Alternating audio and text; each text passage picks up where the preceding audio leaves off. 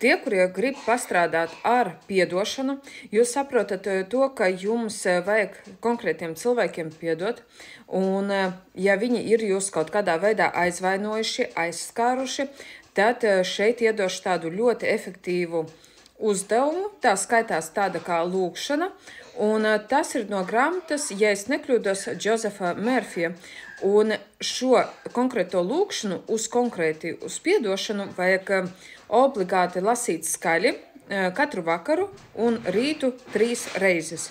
Tātad šis teksts. Pēc tam es noteikti šo tekstu ielikšu šeit apakšā komentāros, lai jūs varētu viņu nokopēt un pārņemt priekš sevīm. Tātad klausamies un atkārtojam šīs frāzes pēc manīm. Piedodu sev negatīvās domas par sevi vai par kādu citu un nolemju tādas vairs nedomāt.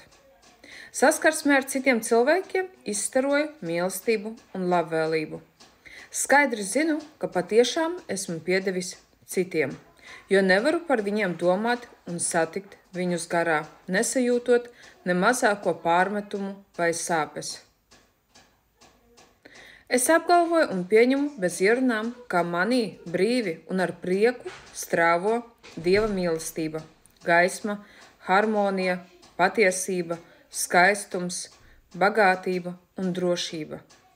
Zinu, ka tas ir svētīgi un gūšu panākumus. Par kādiem neuzdrīkstējos sapņot, pat pārdraušākajos sapņos. Noteikti pārrakstat un pielietojiet savā dzīvē, lai patiešām vienreiz un uz visiem laikiem atbrīvotos no aizvainojuma sajūtas un piedotu reāli gan sev, gan citiem cilvēkiem, kuri kādreiz jums ir nodarījuši pāri. Un tas palīdzēs jums sasniegt savus mērķus krietni vieglākā veidā un piepildīt savus sapņus ļoti ātros termiņos. Noteikti spiediet pateicības vārdus, rakstat komentāros un ņemat un darat un pielietojat šīs lietas savā dzīvē.